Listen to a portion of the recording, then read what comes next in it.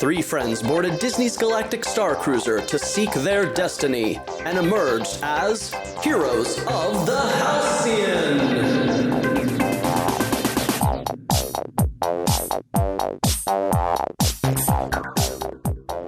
Great sun, Star Cruiser superfans, and welcome to Heroes of the Halcyon, the best, and to the best of our knowledge, only Galactic Star Cruiser superfan podcast on the interwebs.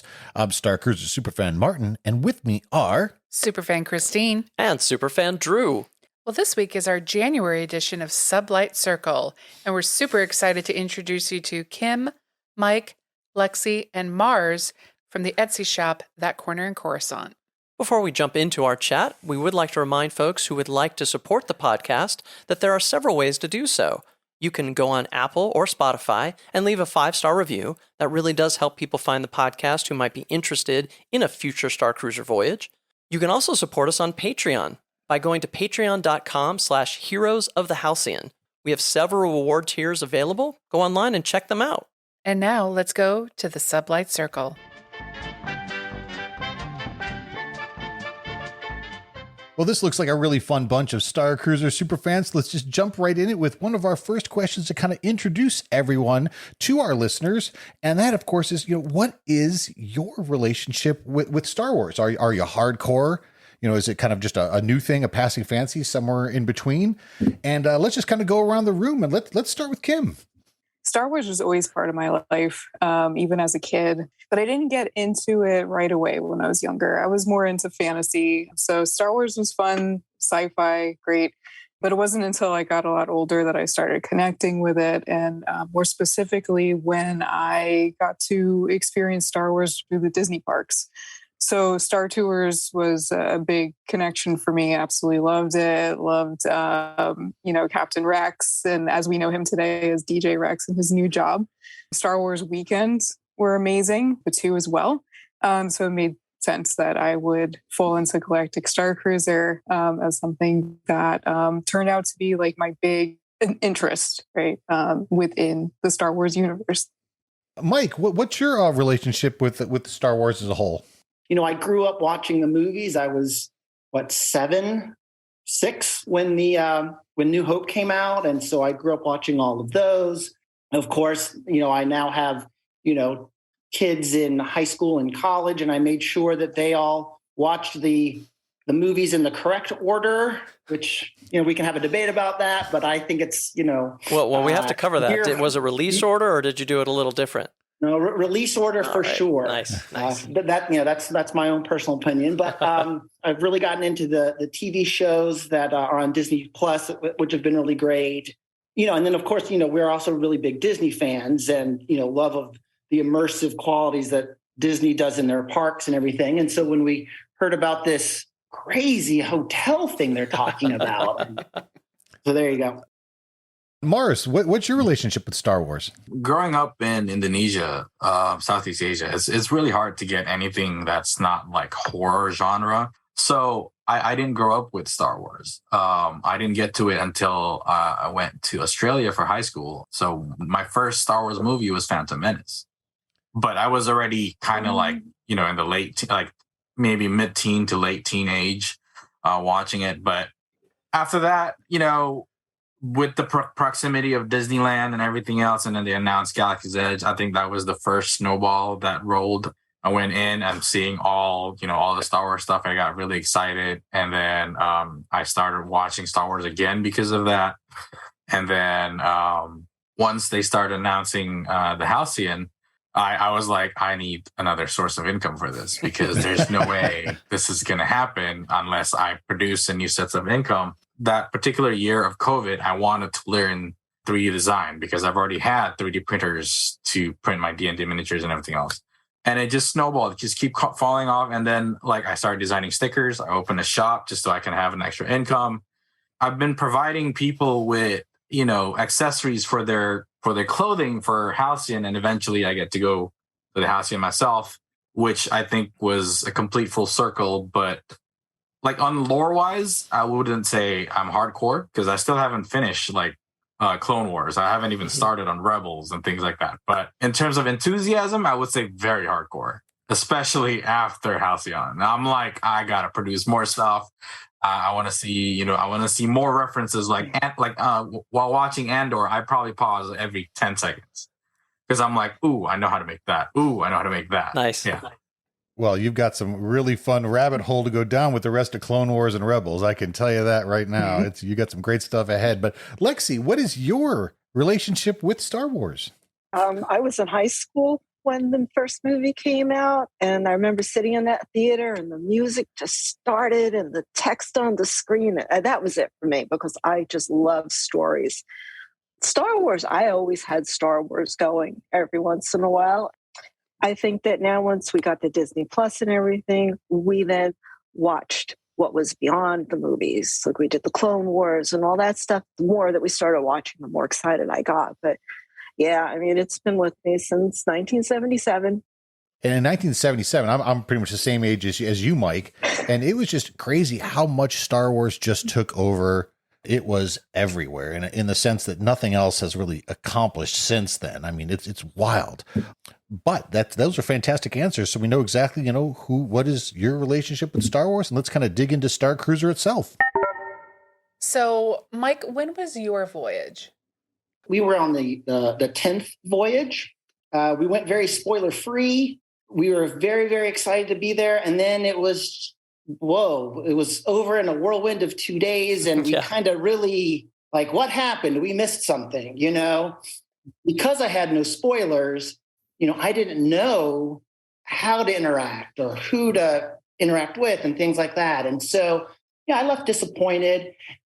So then we hadn't had a plan to go a second time, but then my daughter kind of said, well, maybe I'm free over Thanksgiving. And I'm like, well, you really want to board Thanksgiving Day? And she does, right? But yes, we do.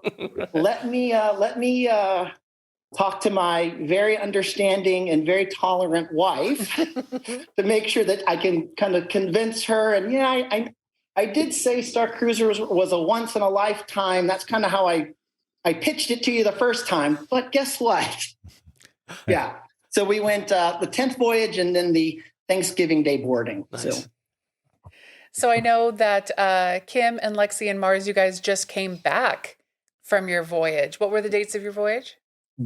So we did January 5th through the 7th. And you guys all roomed together? Yes. Awesome. I had met Scott and also Minji, our other suite mates, through just connecting with other Star Cruiser fans. So when my mom and I had made the decision that we wanted to make it happen and we wanted to go, they had reached out and let us know that they were looking to room. And since, we may not have met in real life at that point, but we had spent months, geeking out online about Star Cruiser. Yeah. And so what better way to have an experience than to have that connection already of all being obsessed with Star Cruiser? I figured, of course, we would get along. And it turns out we did. And then when we found out that Mars was joining us as well as a fellow suite mate, that was very exciting because I had already ordered Star Cruiser stuff from him. So I was like, oh, that's the guy. That's great. So that was very exciting. You could save on shipping cost, Mars. You could just bring it. Seriously. They got some really cool packages that I send out to them. Yes. And Mike, you went with your family both times, or did you have a subset, or did the whole family come to both? Yes, no, it was no one who was there the first time wanted to miss the second time. It was both times, same group.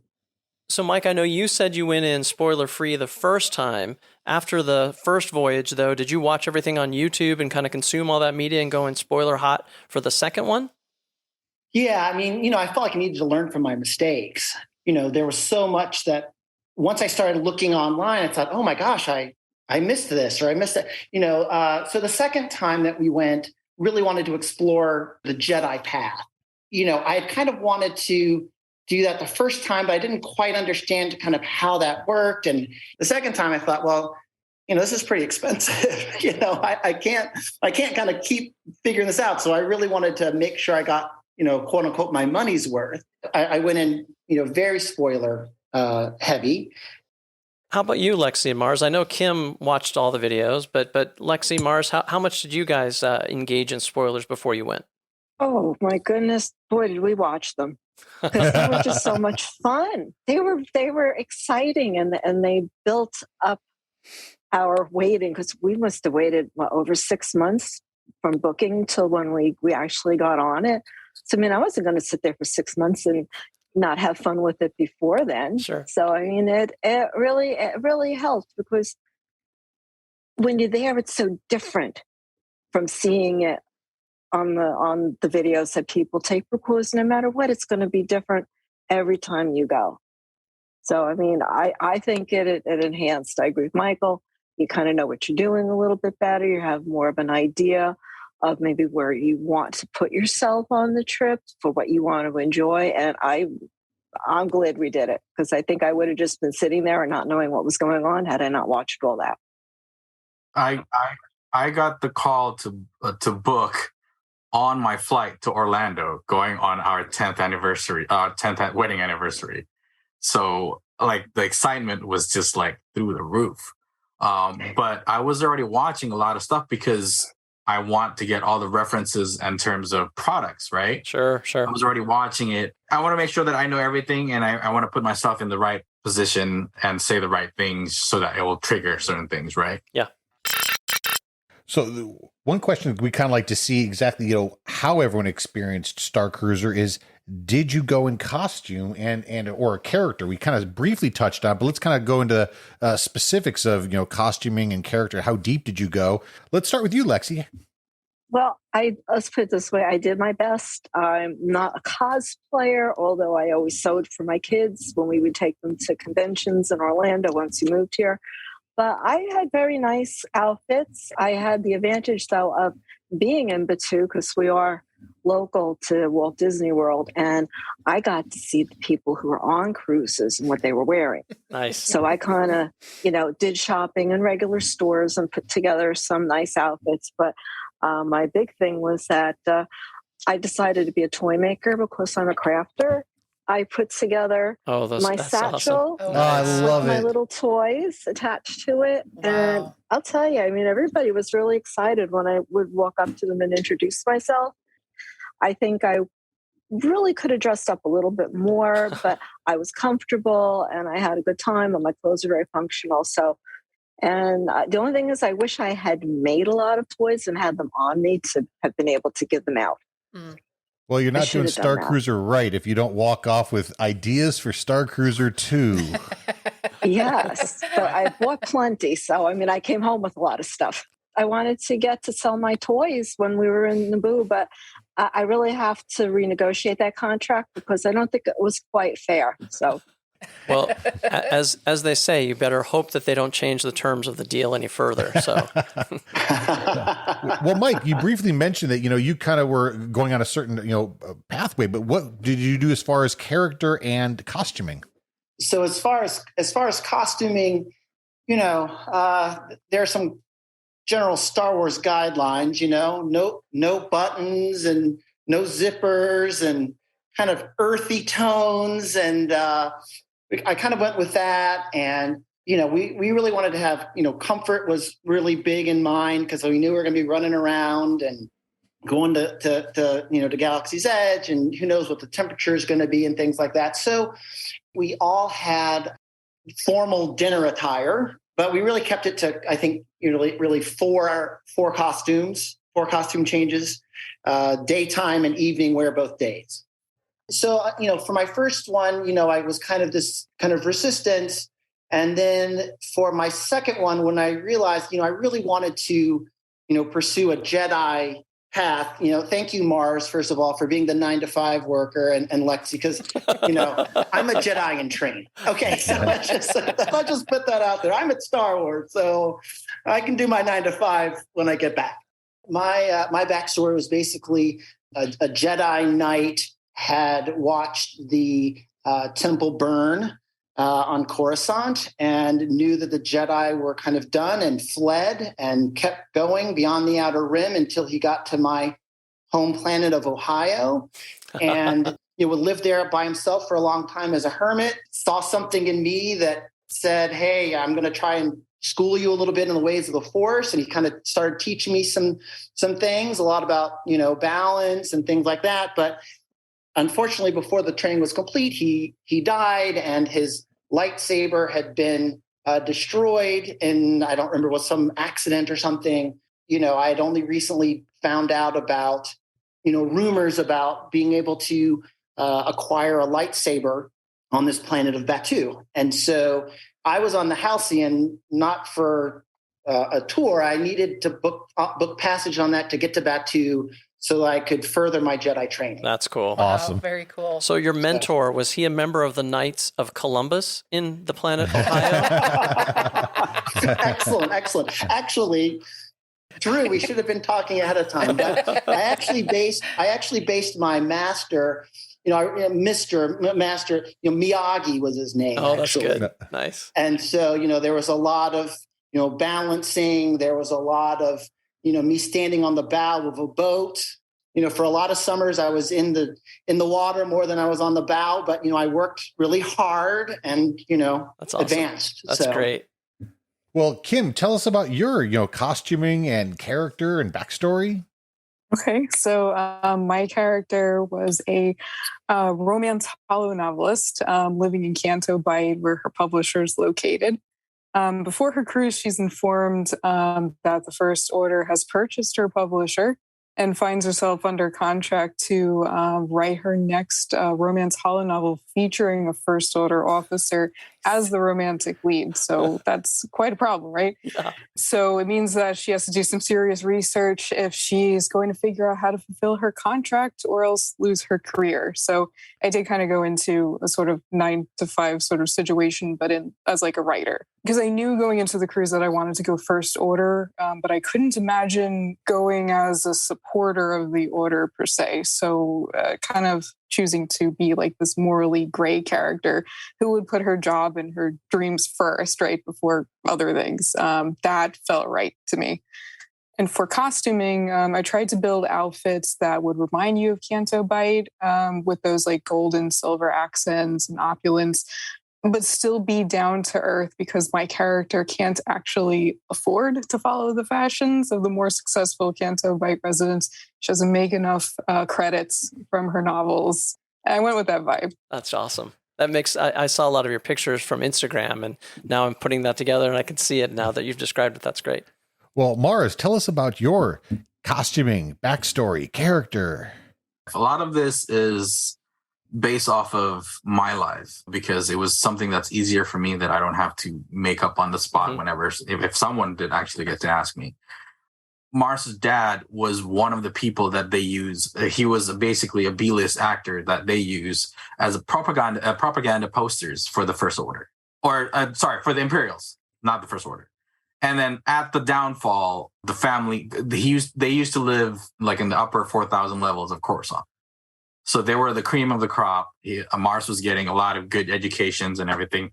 But during the fall, nobody wants to hire the actor. He used to be the face of the Imperials. Mars's mom ended up having to, use what her talent before, which was trinket making. And then that follows through to Mars and making things on the side.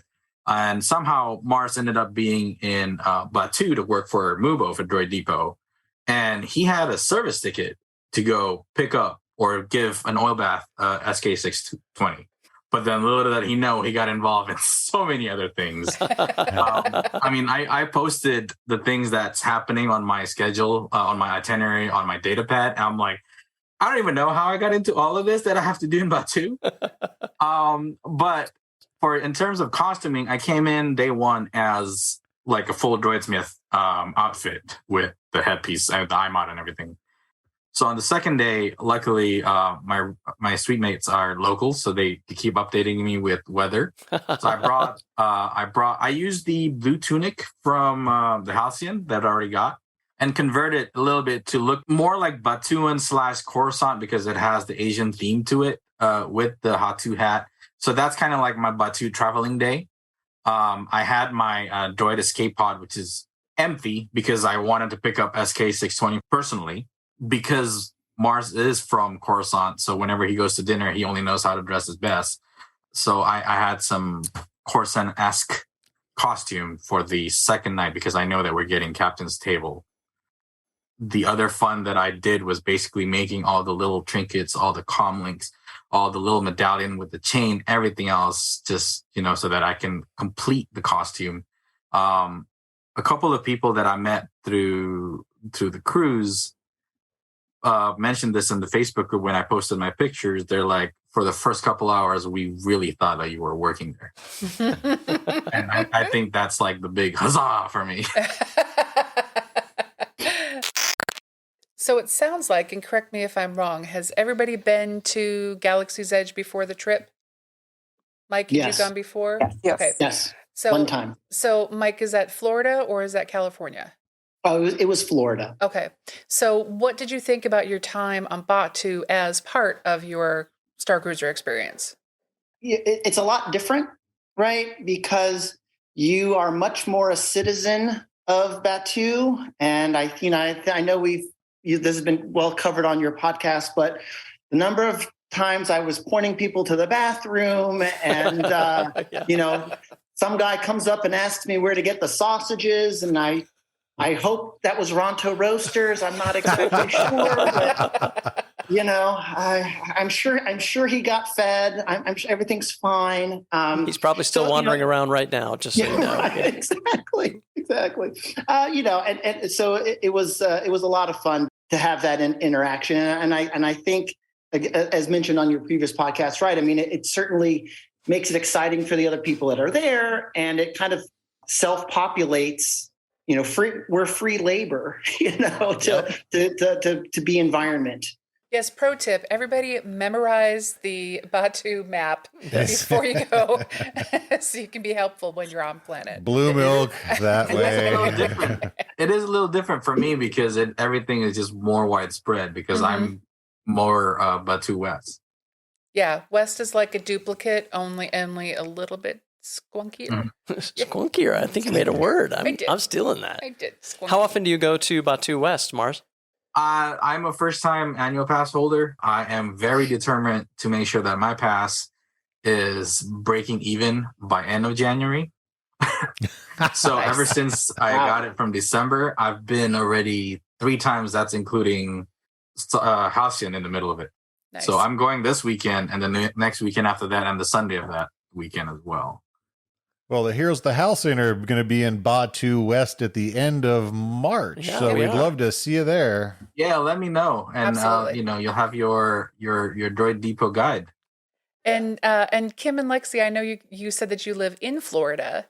So is Batu a regular stop for you both prior to going to Star Cruiser? It definitely is. We try, like Mars said, in our own way, we try to go to Disney as often as we can to break even, which usually happens pretty quickly. But it's worth the effort to go, certainly. Yeah. I know that our experience on Batu as Halcyon passengers was a lot different. I know that a lot of times when we go, previous to going on our own cruise, it was always super fun to see the Halcyon passengers running around in their costumes, scanning crates and all that. And then we would always say, though, we're like, I'm pretty sure this is a fun experience, but like nobody's like smiling, like they look really stressed out. And having actually like done it ourselves 100%, yeah, I was probably the same way. I think I was very tunnel visioned with trying to get the missions done.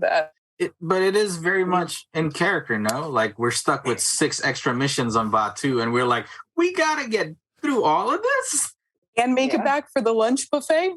Yeah. So yeah. When you go, Lexi, do you guys go together very frequently, you and Kim, or do you just go by yourself, grab a calf, and just watch passengers? What do you do? Well, I can go during the week when she's busy working because I'm semi-retired, so I can, go whenever I want. But most of the time, if it's on the weekend and she asks me, I will definitely go with her.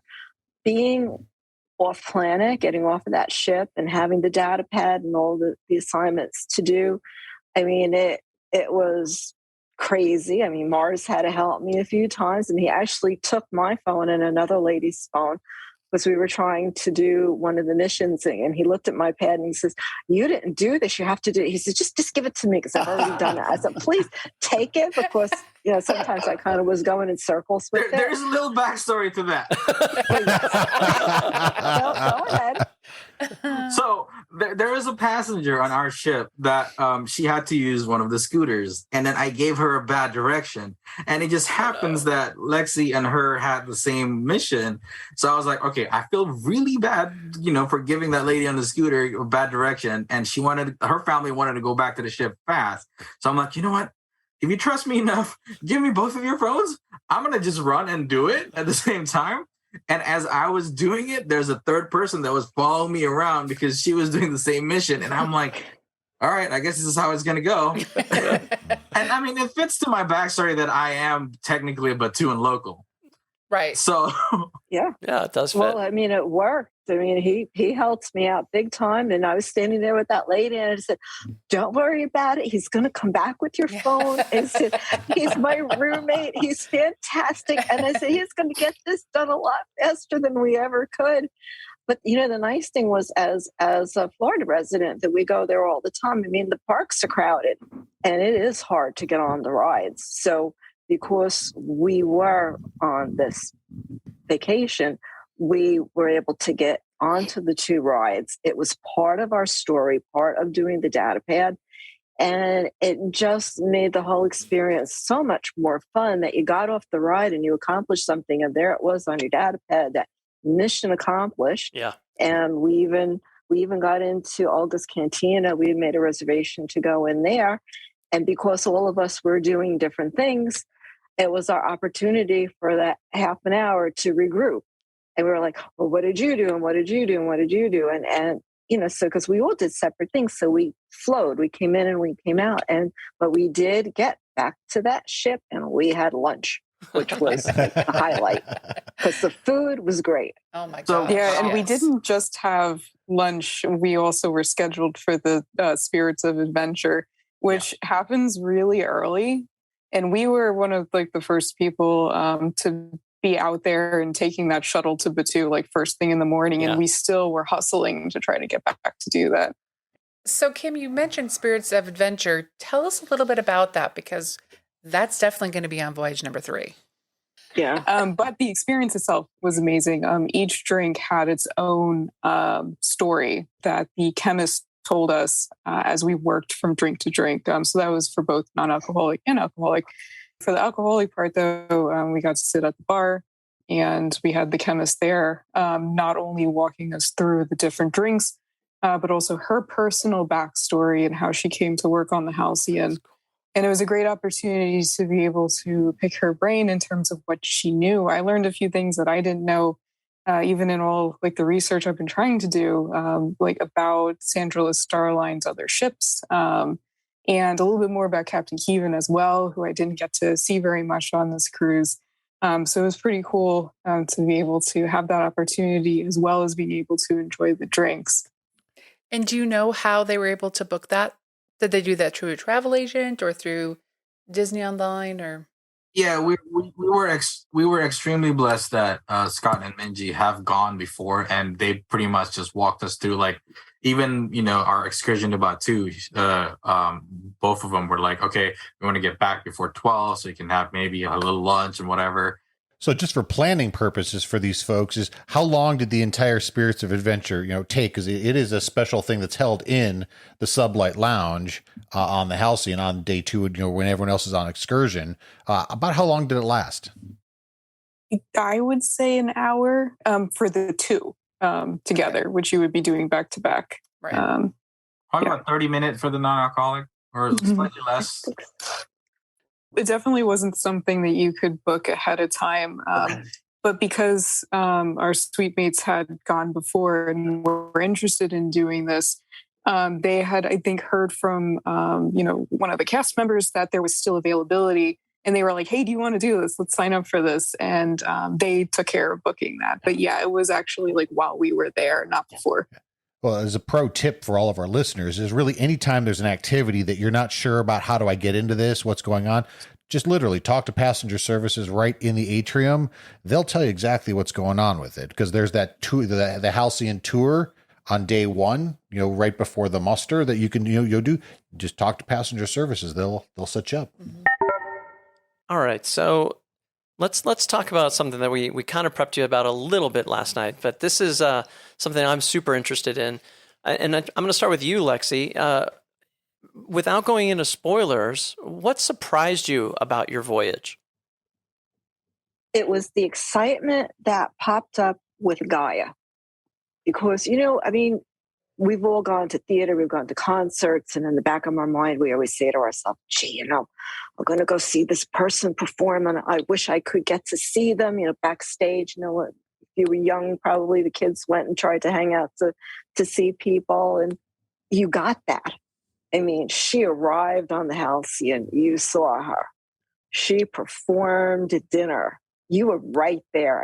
She covered that whole room, and then she was signing autographs and things. And that was like a dream come true, that we were able to experience that depth of being with a superstar. And boy, she could sing. Oh my goodness. They put on some show. Yeah. So, that really excited me, because you got like the before, the during, and the after. That's a great, I love that. Oh yeah, no, we fell in love with Gaia. That's an understatement for sure. And like you said, just to be able to talk to Gaia afterwards and interact with her, and any other things that might happen on the ship, just super, super fun. Mars, how about you? So I went into the cruise very spoiler heavy. So, and then there are two things that still surprised me. One, I was surprised that I could still get surprised. If that makes sense. It does. It does. It absolutely 100%. does. Yes. There's things that I already knew that was going to happen, and then there were some. And number two is I was so surprised on how much that man can pull you in, Wraith Cole. Just by staring at you like eye to eye, and like, I will die for you. Yep. Yeah. We were blessed to have Wraith. Our Wraith. And he really took good care of us. Oh yeah, that's universal for the Wraith actors. We haven't heard any bad stories yet. So in fact, I was excited to hear about your actor, because I haven't seen a lot of him on YouTube. So I was looking, maybe later when we talk spoilers, we can talk more about that. Yes. This is the Wraith Cole Appreciation Club, as well as the Heroes of the Halcyon. Yes, it is. Yes. Mike, how about you? What surprised you about your voyages? How emotionally affecting the experience was, especially between, for me, Voyage 1 comparing to Voyage 2, and the amount of personal human interaction that I had with, a number of the characters, and just how emotionally invested you get into the story and into these characters, and you become very invested.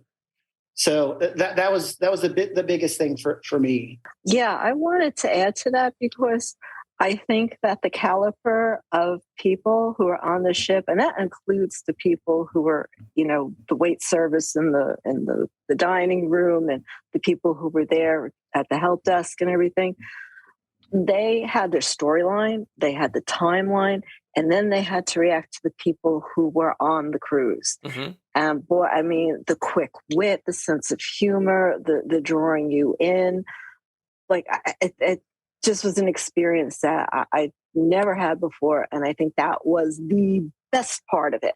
So I have to say thank you to them personally, because they all did an outstanding job. And it was just a thrill to have had that kind of a living theatrical experience. You were in live theater. And I don't know if people think of it that way, but that's truly what it was.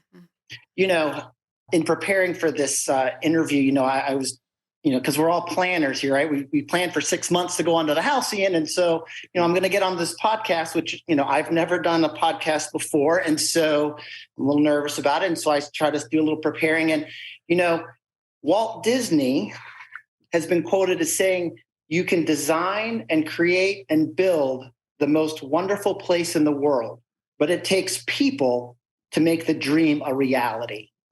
And if that doesn't perfectly encapsulate the Star Cruiser experience? Just to add to that, this is just one of the examples that you shouldn't sleep on talking to, just the regular guest services. A certain character asked me, without spoilers, a certain character asked me to be at a certain point in front of a certain room at a certain time. He just said, be here. I ended up waiting for him for about 20 to 30 minutes. I ended up talking about, 20, 30 minutes with one of the guest services that was just waiting for the shuttle transport coming in from Batu. And that was one of the conversations that I remember most. Oh, yeah. And, just listening from your podcast before, I already had an inkling, talk to all the cast members, talk to everybody. I got to meet Jay, the Crucial Crew member. Yay! On the first day. That's awesome. Yeah, I got to say hi to him. I think he beat me in the Terran game of rock, paper, scissors, so I gave him a coin. Kim, what surprised you about the voyage? You did a lot of research, so I'm really, really dying to know what surprised you. To focus on the non-spoilers, one of the big things that was a huge surprise to me was the amount of one-on-one time that I had with the characters that, I was following story-wise.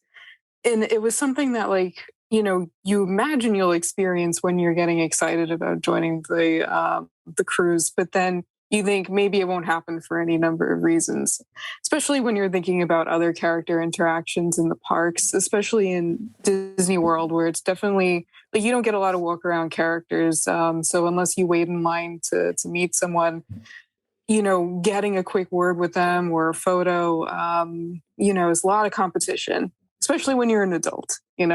Kids always get the first pick, of course, right, which makes sense. Sometimes they do. That, right.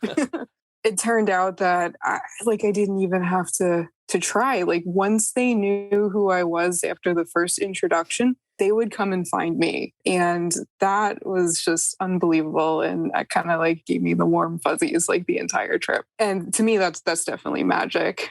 So that kind of I don't want to necessarily repeat what everybody else was saying before, but of course the cast and crew make the experience. And I think that's one example of it that did mean a lot to me and just make it so extra special. On a more humorous note, though, one other thing that surprised me was the danger of the furniture. Oh yeah! Wow! No lie in the atrium. Yeah. Yeah, the knee busters. The knee busters. Yep. Yes. I got really well acquainted with one. Oh yeah, You did. I've got a permanent scar on my right leg just from whacking one of those things so hard. Yeah. I got a gravity lesson. Yeah. I mean, so there was that, and so I knew about those already. Still completely bumped into one. It happened, rite of passage, right? Mm-hmm. But I also had the one of the doors from the dining hall just ram right into me when I was not looking. Oh no!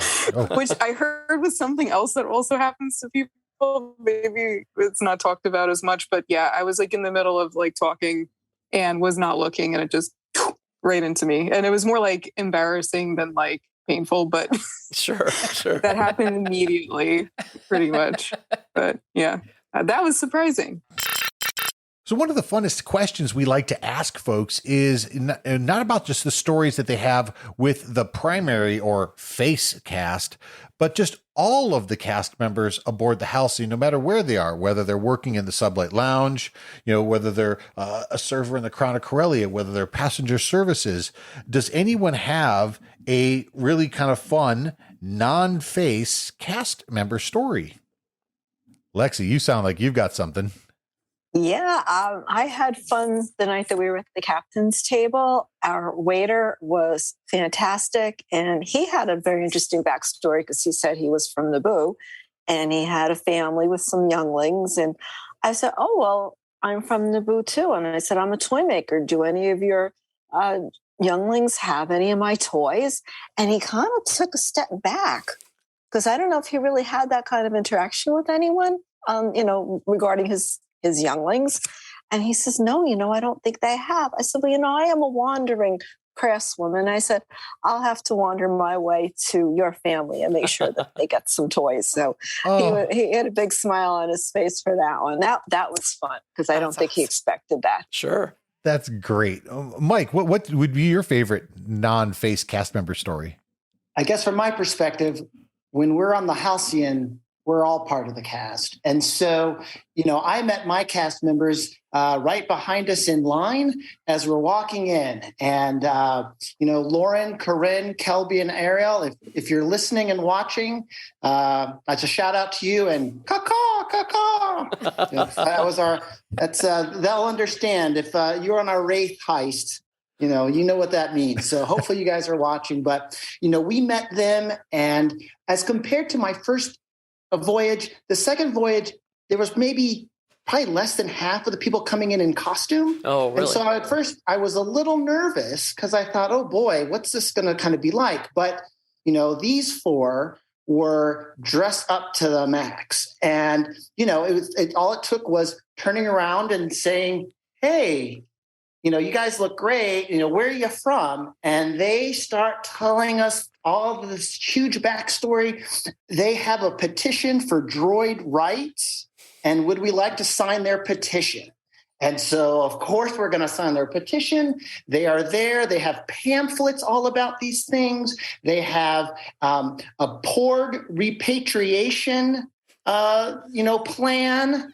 And, they have all of these things. And it was great because it was a way for them to interact with cast members, with crew and actors, and then, the fellow passenger cast members. Droid rights became a big thing on our voyage. And, there are two instances, as where, droids get into some trouble from the First Order.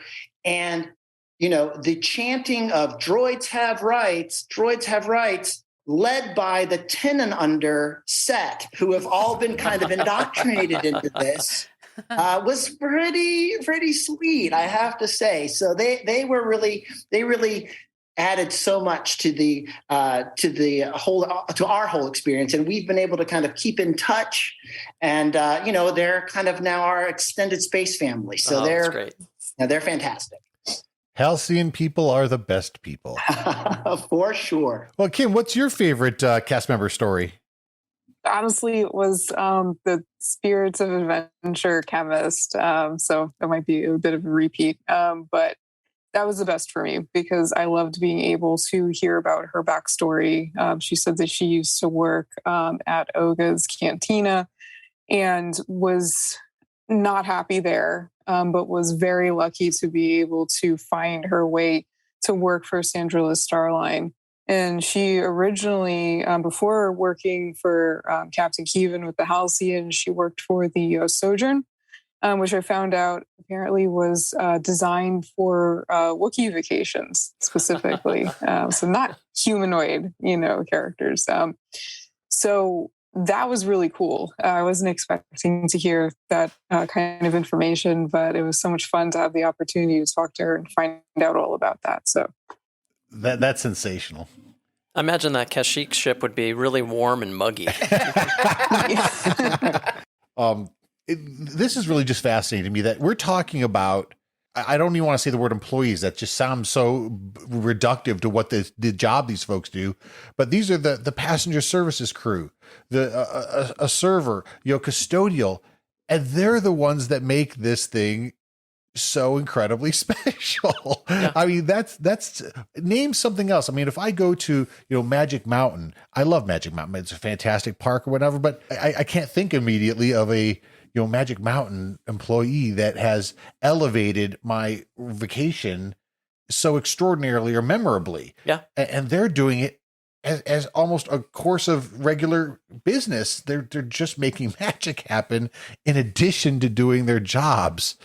Yeah. How often have we had these conversations with people where you ask a question and they, not only do they say, oh, well, I had this really neat story. It was, I had this really neat story with Allie, or I had this really neat story with, Mike, or I had it sticks so much that you remember their names. Yeah. Yeah. So now that you've all gone, what do you think that you could say to someone who was sitting on the fence? That argument of, well, it looks really cool, but what about the cost? Well, I could probably do the cost, but I don't know, is it really that much fun? What would you say to pull that person on off the fence and onto the Halcyon? Lexi? I would say to make it happen any way you can, because it's a once in a lifetime opportunity that nobody else is doing, and you really shouldn't miss it. That was our situation, because as much as we wanted to go, Kim and I were not going to just go to in the room. And when this opportunity came up to share, she came out and she says to me, Mom, you do you want to do it? And I was like, yes. I said, let's go. And the best thing about it was we became a unit immediately. We have made wonderful friends. And I mean, I'm on Instagram with them all, with Mars and Scott and Indy all the time. All day. And look, we're doing this and we're doing that. And I can't wait for the next time. And I miss you. And so I would say you get more than you bargain for when you agree to go and share a room with other people. But I would say also a bit of advice: be kind, be forthcoming. Like immediately they were like, okay, who wants to shower in the morning? Who will shower at night? Who needs this? Who needs that? Because they knew what it was like to share. And we just all got along. I would say take the chance and room with somebody. And if you think you're going to have a problem, there are plenty of these agents that would, that handled everything. I mean, the people who invited us handled all that. And I would say that it's very, very doable, especially when you share. But you have to be of the mind that you're going to be gracious and you're going to be kind to your roommates and cooperative. And then you get the best of everything. So I would say, please make it happen, because you can do it if you share. Absolutely. Yep. We've heard from so many people that it doesn't just reduce the cost; it actually makes the experience better. And I see that because, again, in my opinion, the more people you go with, the better it is, because you just get a broader view. Yes. So yeah, Lexi, that's a fantastic answer. What about you, Mike? I don't know of any other place where you can have such an immersive experience, and as I don't know, an emotionally, profound in such a it's the emotional impact. It's kind of like summer camp. I think some people have kind of described it as you kind of go in there and you don't know anyone and it's all a little bit awkward. And then by the time you're leaving summer camp, it is like, these are your best friends in the world and you can't imagine. And then you leave and, oh my gosh, my whole world has kind of been changed. And as an adult, I don't think you get to have many of those kind of experiences. I mean, it's a lot of money, but I think it's also unique, and so for me, it was definitely worth it. But don't miss the experience. It's extraordinary. Get off the fence. It's so much better on the Halcyon. Come on. Exactly right. It's like a trust fall. Just let yourself go. Completely. They will catch you. They are there. Yep. Completely. And it's a safe landing. Oh, that's marvelous. Yeah. So Kim, what about you? So I think for somebody on the fence, I'm actually kind of going through that right now because I have one or two coworkers who are definitely Star Wars nerds and are thinking about going. So I'm going to be having these conversations with them actually, I have one on Friday. So the way I'm approaching it though is kind of honing in on the immersive experience part of it, which I think is like the key factor. So for me, I think it is important to craft some sort of character going into it. And you don't have to go hardcore, but just if you have something, you have a home platta, you have some sort of conception of kind of what you want to do and what you stand for and all of that, and plan some sort of costume, even if it's very low key, just, going with the Star Wars color scheme or, style, like anything. If you put any kind of effort into it, and you go expecting to join the story and connect with the characters, there's really no way you can possibly be disappointed by the experience. Because I know for me, for me, it was completely like a new experience, but it had never been more comfortable. I don't think there's any setting that could have possibly made it so easy to join in. And absolutely that has to do with the cast and crew, but also the nature of the whole, story itself and, that you're entering into. So that's definitely a big draw, I think. And that's how I would approach trying to convince more people to do it. I love that so much. And I'm going to add one thing to that is that, the cast and crew, absolutely. But I'm going to go one step further. I'm going to say the passengers. I have not met a single passenger on the Halcyon that wasn't welcoming, inviting, encouraging, sure, at different levels, not everyone, but truly, you can turn around and talk to almost every single person on the Halcyon, and they'll want to hear what you have to say, and they'll talk back, and they'll be friendly. No one's going to make fun of you for, dressing like this or dressing like that. And again, it's a super welcoming, encouraging zone. And we've made absolute lifelong friends from folks we met on the Halcyon just by talking to them. You can too.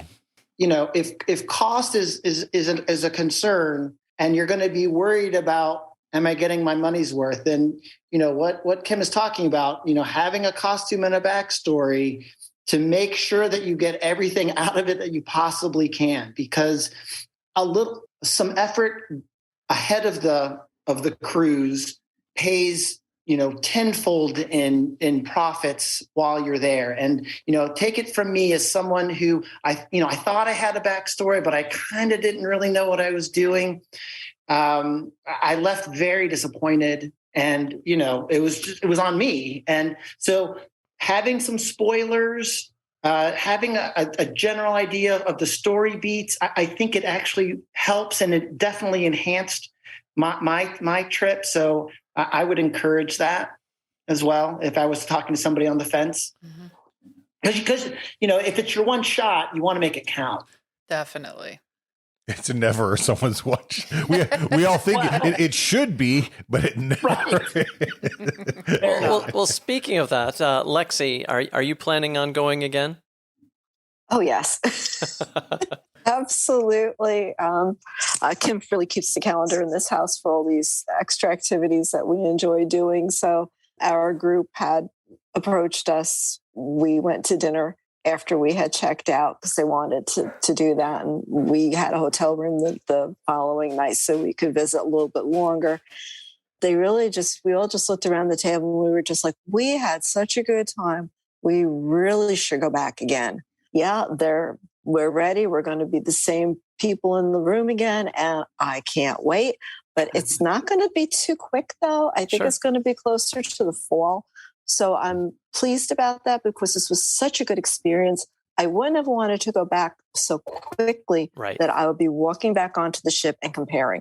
Yep. I think that more than enough time will have passed that when we go, and I'm going to keep my same character because I really enjoyed it and I want to expand on it.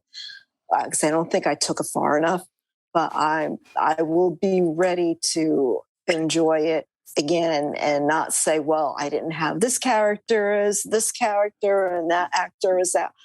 I won't have that because it will be enough time. But God, I would go back tomorrow if I could, but I'm going to have to wait. So Kim, you're the keeper of the next voyage? Yes. Actually, I think I am literally, yeah. Yes, you are. I think part of the fun is the anticipation of it as well. Sure. So I'm actually looking forward to having another couple months to not only prepare for it, but also just to be that much more excited about it as well. And I know that I'm probably going to go with my same character because I did get some really fun interactions when I first introduced myself. But from there, my character and as an author didn't really play into any of my interactions, which was fine. But that just means that I get to go again with it, I would say, instead of creating something new. So. And Michael, you've been you've gone twice, but is there possible for a third at some point? Trilogy. It would be hard for me to imagine having better time than I've had. I mean, it was as close to perfect as I can imagine. I don't know how it could be better. I'm only 2 months out, so talk to me in 6 months. But I mean, I have promised that we would not go back again on this storyline. Sure.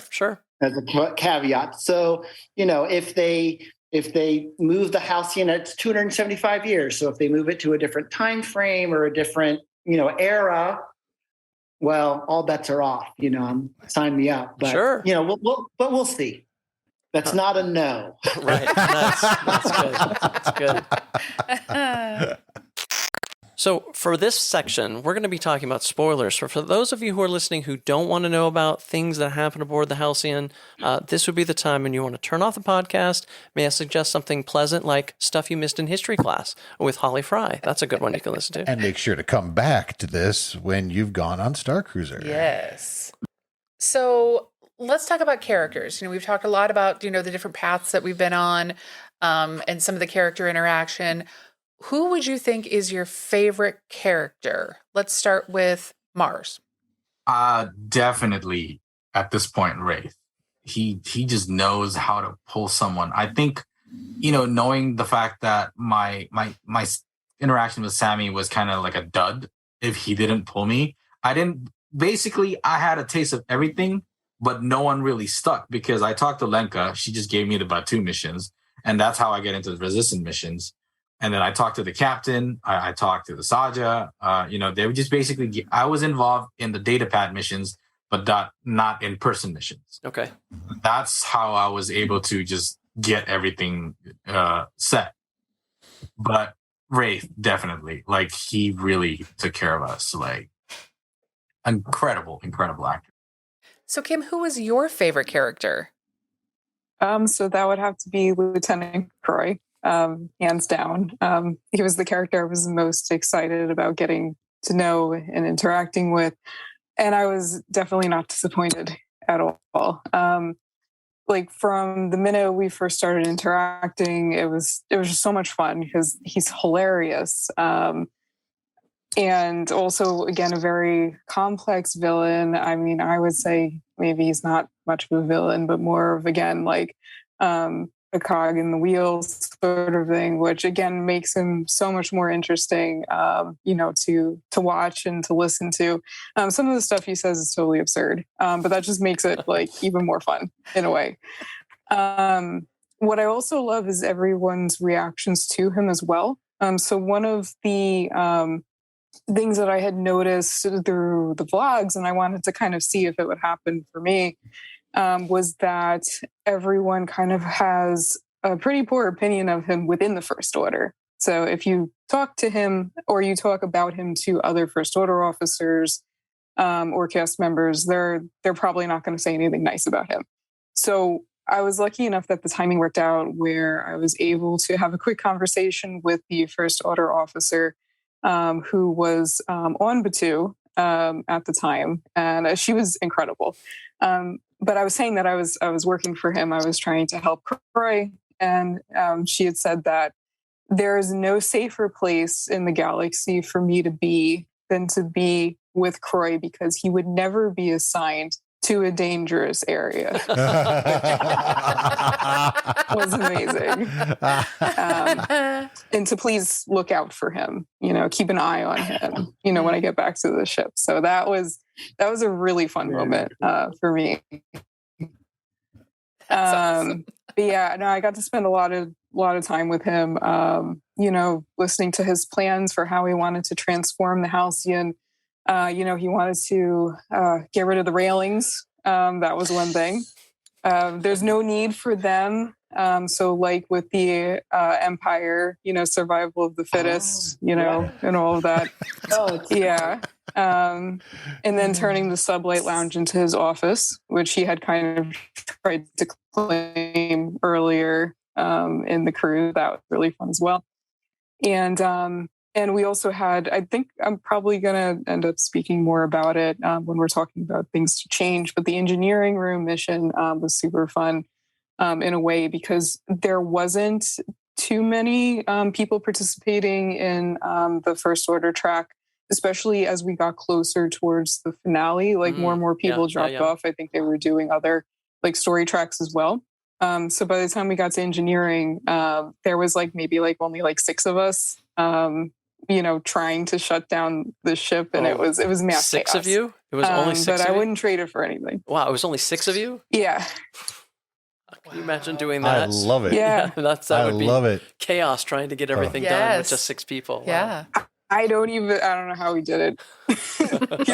pure luck, perhaps, and magic, and the support of our lieutenants as well. Of course, believing in us. Right, yes. A course. strong leader always helps. Right. Yes. Mike, what about you? Who would be your favorite character? I mean, you're basically asking me, like, who's my favorite child, right? We're going to need to know that too. Yeah, right.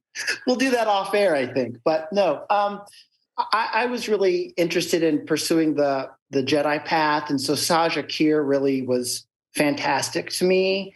We had a lot of really personal kind of one-on-one interactions and really kind of, as I've, said previously, really was able to kind of draw that out of me and made it a really special experience. And, I was so pleased that she, the fireworks go off and the finale and everything. And I was like, oh, she's still there. I was like, oh my gosh, I'm so glad that I can come up and, thank her for, everything and guiding us and all this, and completely in character. And, but at one point she said, passengers like you, like, make this all worthwhile or something, and that was just enough to make me feel like, wow, like maybe as much as, she has given me, maybe I've just given back a little bit, to her and to the other cast and crew. So for this part, since we're in the spoiler section, I'd like to hear from each of you, what was your favorite moment on your voyage? Because there had to be something that stands out. So Mars, what would be your favorite moment that you had on the ship? One of my favorite I have plenty of favorite moments, but one of them that I would like to mention here is how amazing it is. Every single character, every single crew member knows you by name. They call you, not even just like, I pay attention to my surrounding a lot more because I wanted to make sure that I capture like my crewmates' moments sometimes when they're interacting with different characters. I try to be the photographer for unknowingly for them. I just take pictures of them. And even I was able to take pictures of other passengers. But, the fact that every single one of the actors and crew members, they remember you, they call you by name, even though you just interacted with them for maybe 30 seconds. And I thought that was brilliant because maybe it's a way for them to remember your name as well, because they just, every once in a while I would hear, what about you, Mama, which is Lexi? What about you, Lexi? Or, Wraith usually have different names for everyone else. And then, whenever they go like, all right, Mars. And then, or Sandro just passing by, hey, Mars, how are you doing? And it's just amazing to me. It's like going to your favorite bar and, I don't even drink alcohol. It's like going to your favorite bar and everybody knows your name. Space cheers. So Kim, what was your favorite moment of the voyage? So out of everything I experienced, my favorite part of the voyage was being picked to be Croy's secretary. So I need to know a little bit more detail about that. So it happened closer to the end of night 2. And it wasn't too long after, Gaia left the ship and, said her goodbyes to everyone, which, of course, meant that Croy was cut short before he could share his feelings, whatever he was going to share with her, right? So I think he was sulking up in the atrium, and he popped up from there at some point, and I happened to be standing pretty close, and he was leaning over the railing, and I guess it was just the perfect time to be like, hey, are you interested in being my secretary? And I was like, heck yeah, sign me up. which was super fun because, also in character, you don't write, hollow novels 24/7, and they certainly don't pay the bills all the time. So sure, I could use the extra job. It was fun though, because at the same time, he was being heckled for even asking me, that it was offensive, and surely, it was hilarious. But then after that, he said he was going to send me the documentation for it and everything. But then it also came up in the finale. I was closer towards the middle, so I had like a really good view of what was going on, on the floor, like between the characters. And at one point, I think Tyser had spoken up, Saja Tyser, and I didn't quite catch it at the time, but I was able to fill in the gaps. But basically, Croy had spun around, looked at me and said, "Kim, put him on the list." And I was like, okay, and then they went back to doing their thing, which was that's just cool. That's great. Amazing. That's great. And also, again, Mars would also add that his big moment, because nobody else stepped in to do it at the time, was to yell from behind me, "How could you?" When it was revealed that I was the secretary. So That's awesome. It was amazing. Yeah. I got lucky though. Nobody really gave me a difficult time for my betrayal, although Wraith was quite hurt by it. But I tried to explain it wasn't personal. I barely was a secretary long enough to do any damage. But that was definitely like the highlight for me. So to not only get a shout out from Croy, but to also be temporarily employed. So here you go. Lexi, how about you? What was your favorite moment of your voyage? Actually, I think it was when we were on Batu and we were walking around. It has nothing to do with the cast members. It has to do about Mars. How cool his costume was. I mean, that case that was on the floor in his office, it was a light up case that he constructed himself that had room for the droid, because we were only allowed to buy 2 droids per room, and he did buy one.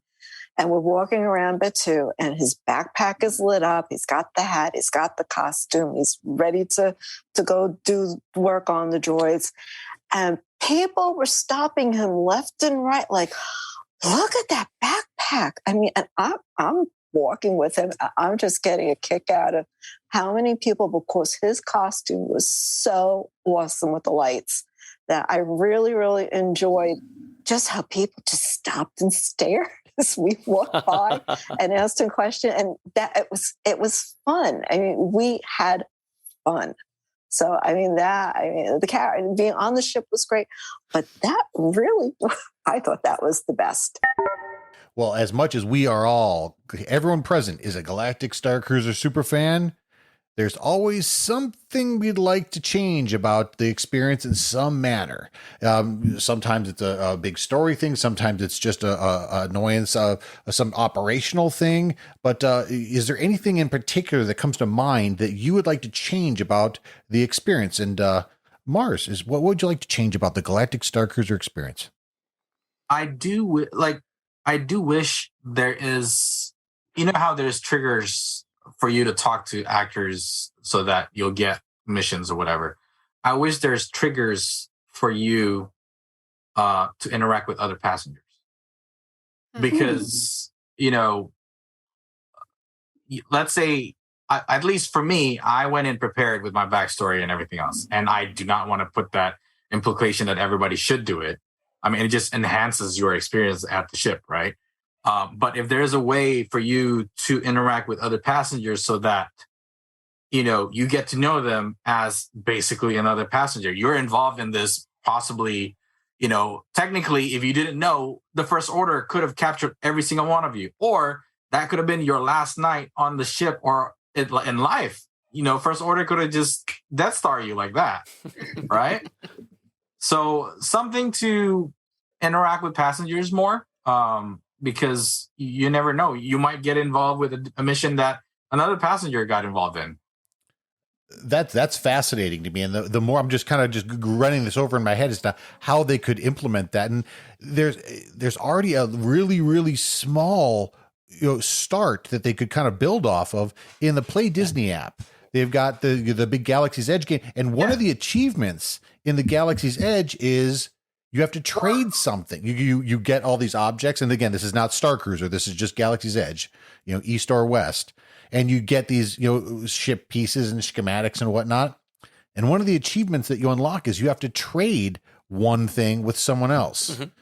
So there is a way. I'm just kind of thinking, how could they implement that some Star Cruiser way that you have to ping another passenger in some fashion? That's really an interesting suggestion, Mars. Or even, on the Datapad app with the Galaxy's Edge thing, you could have, maybe 10 questionnaires to create your character. Beautiful. Because a lot of people have problems with I don't know. I don't know if we should have a character, right? That's fascinating. I mean, they really did release 3 videos recently that help in the onboarding process. But we've talked about this as Mars. That's a really good one, is that they could do another, really short video that just kind of gives people a little jump start into character creation. That's a really good idea.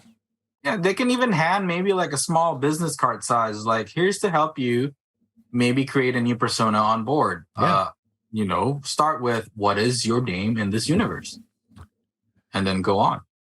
Mike, what would be something if you had the magic wand that you could change about Galactic Star Cruiser?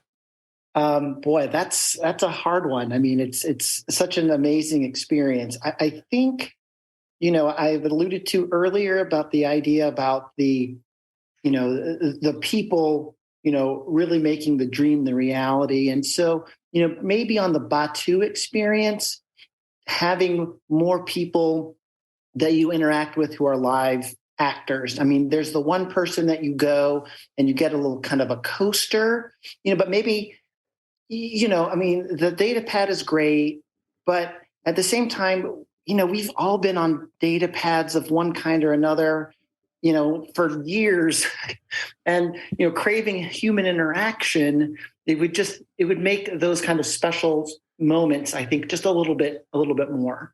And, and then I guess the other thing I would say is, again, about maybe a little less data pad. We're big Disney fans also, and Magic Kingdom in Adventureland, they have that Adventures of the Seven Seas. I don't know if you are familiar with that, where, you kind of have those pirate mats and they take you from one station to another.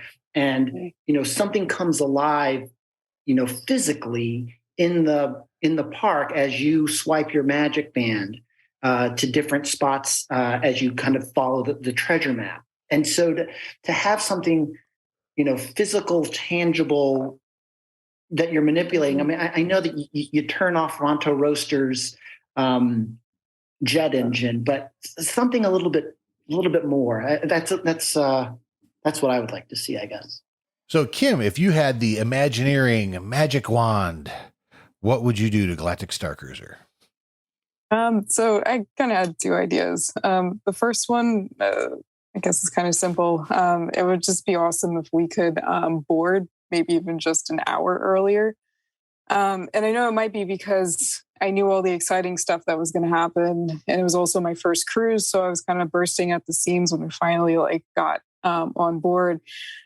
But by the time we hit the lunch buffet, I was already trying to figure out all the things to do before muster, or technically before the big story starts. So I knew I wanted to get on race radar, tour the ship, go shopping, check out the lounge, do an outfit change.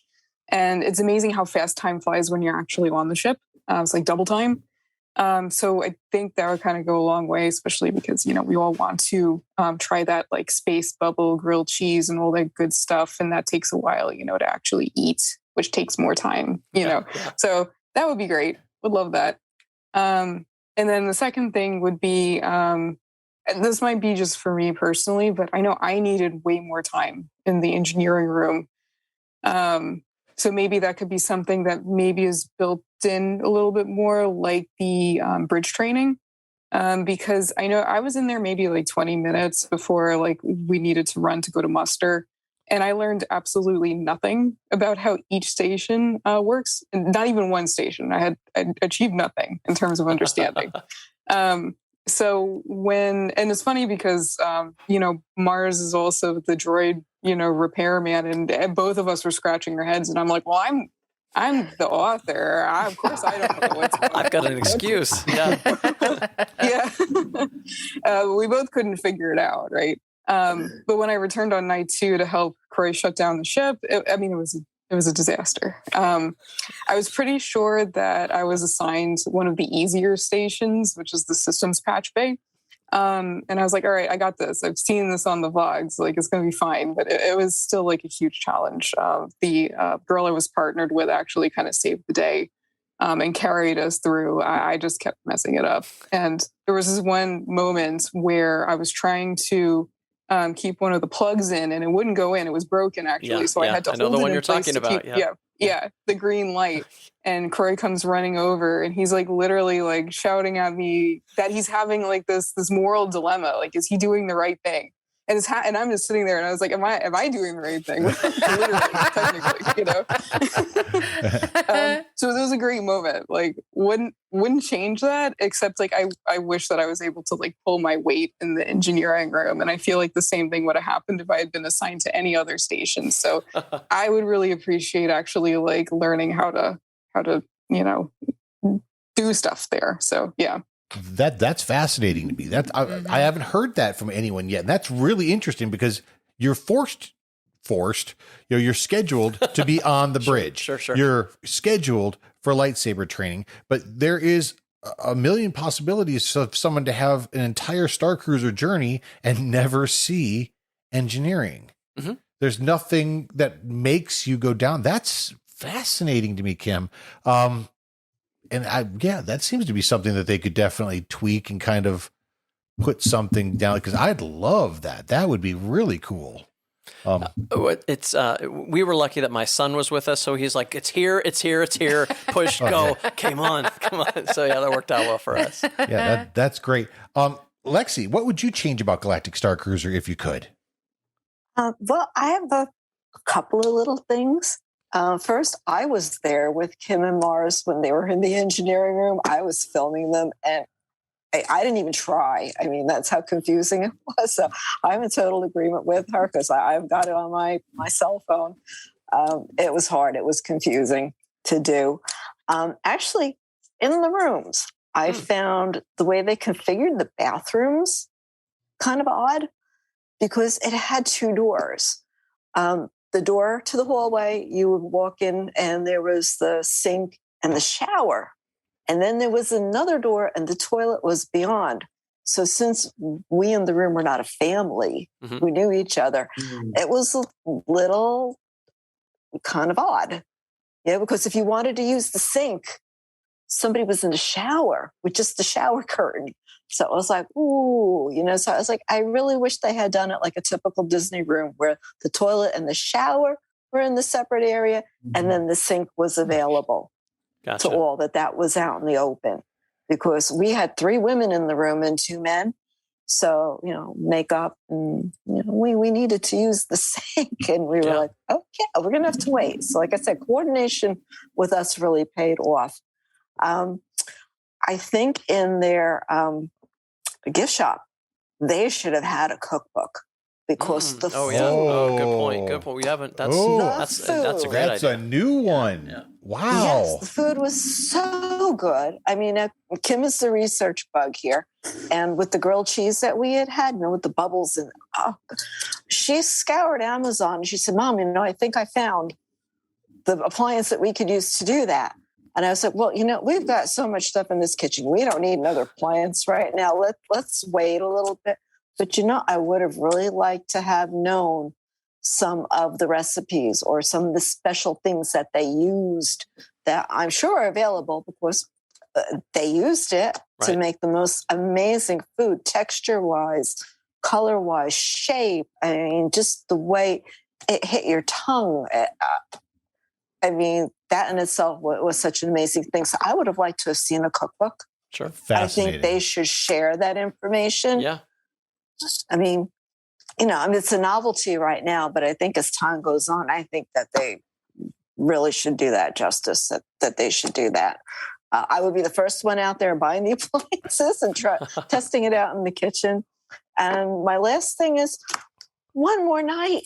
I wish we had one more night because it was so jam-packed. I mean, when I went to bed that night, my heart was pounding. I couldn't get it to slow down. I was on such adrenaline because so much was packed in those 2 evenings. If we could have slept that one more night and they could have spread it out a little bit, I think that the pace was, was very swift while we were on it. And I would have appreciated that. I think it would have been awesome to have had one more night. We've heard that from we've said that ourselves, and what's interesting is Disney could actually do 2 different. I mean, just like the Disney cruises, they have different lengths. They've got 4-day, 5-day, 6-day Disney cruise. They could have the standard 3-day cruise, which is really a 2-day cruise, and they could have an extra day a couple times a month, and see how it goes. I mean, it wouldn't change a term. It expand the storylines and expand the programming, but it wouldn't really require anything dramatically new. I'd love to see Disney try what one more day would it sell? Would it work? What would that encompass? I would jump at that chance. And on that topic, this is going to just because we're talking about it, is we were talking to some Star Cruiser super fans this week, and Holly Fry and Brian Fry, and they had a really great idea about the Star Cruiser terminal itself too, that I'm kind of wanting to pass out and see what people think about it. Is that the Star Cruiser terminal, when you get off the shuttle and you're walking into Batuu, it's a really big area. And one of their ideas was put lockers there, which frankly, I thought was a really great idea because, I mean, I buy a lot of stuff at Batuu. I mean, you've got everything behind you. You got Batuu behind us. But if someone was buying droids and lightsabers and, all of these other things, you don't want to have to carry them. And you also don't want to have to go back to the ship, drop them off in your room and come back. I mean, that's a 30-minute round trip easily. So why wouldn't they just have lockers right in that zone for the Star Cruiser folks to use, drop the stuff off, get right back to Batuu without any delay at all? I thought that was a great idea. Mike? That is a great idea. I totally echo that. Now, on my first voyage, the 10th voyage, you were actually allowed to bring things to the terminal, and there were guest service folks there who would get it to your room. Oh, yeah, they didn't have that. They did not have that for us. But by the time I got there for Thanksgiving, that had stopped, and I don't know what the rationale, behind the scenes that was. But that was very convenient on the first voyage. When Bob Iger took over, they put it on his desk. He says, "Oh, that's got to go. Let's just take that off there." And interestingly, one it sounds nitpicky, but I've thought about this both times that I was on Star Cruiser, and we were speaking with TJ Marino this past week, and she had a really great idea that in the rooms they've got this beautiful viewport. And if you're in one of the suites, they have two or more viewports. They're fantastic, and there's the light, the ring light around the viewport, so you can illuminates the room. But one thing it just kind of seems odd to me that you can't have the viewport on without the light. I would love to go to sleep with the space spot there and not the actual light illuminating the room. And I don't care if I get it. They don't want to have the thing running all night. That's fine. I understand. But when the lights go, or when it passes a certain time, after midnight, if you turn off the light, the screen, the space part stays on for an hour. I mean, there's no reason programmatically why they couldn't do that. Sure. I mean, a show of hands here. Who would love to fall asleep with that Starfield in their room? Yeah, this is like everyone raising their hand. Let the record show on the podcast that we're all raising our hands. So TJ, great idea there. So one of our favorite parts of Sublight Circle is finding out from everyone, now that you've been on this voyage, now that you've had some time away from the Halcyon, how would you describe your Galactic Star Cruiser experience in 5 words or less? Mars?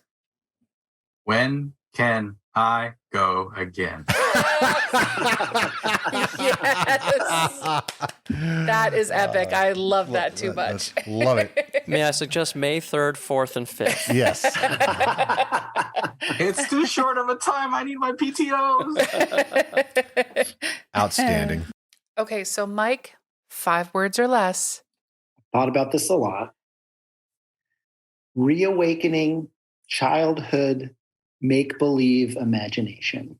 That's Wow. awesome. That's good. Love it. Yeah. Yeah, Love it. that's wonderful. And it does. And it so does.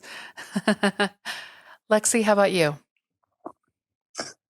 Oh, mine is a little bit plain, but I just said magic Star Wars experience because it was everything I thought it was going to be. Oh, yeah. Oh. Yeah. Love it.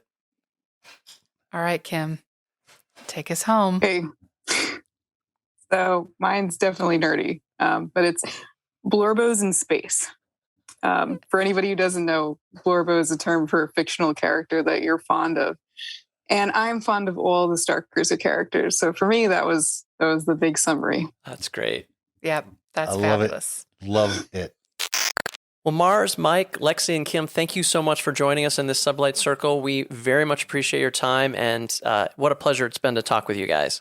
Thank Thank you so much. Thank you for having us. Well, that was so much fun. I absolutely love participating in these Sublight Circle episodes every month. This is the purest form of what we started this podcast for, is to talk to other people about the Star Cruiser and to hear their stories and to just have that nice warm feeling wash over us every couple of weeks. It's great. And every time we get together, we always hear something new. Yeah. We always get that extra like, oh, I didn't know. And how long have we been doing this? Yeah, exactly. Yeah, it's fantastic. And just the absolute unbridled passion that this has unlocked in so many people. We get it. Trust you, dear listeners, we get it. So, Christine, if people wanted to reach out to us and perhaps participate in a future Sublight Circle, how would they reach us on the interweb? Please email us at heroesofthehalcyon@gmail.com. And you can always find us on Instagram at Heroes of the Halcyon, on Twitter at Halcyon_heroes. And don't forget to find us on Patreon at patreon.com/Heroes of the Halcyon. Well, every episode, every week, it is so much fun to shoot the poodoo with all the Star Cruiser superfans out there. So until next episode, it's our honor. Let's raise our glasses with the Halcyon toast. Sabuite!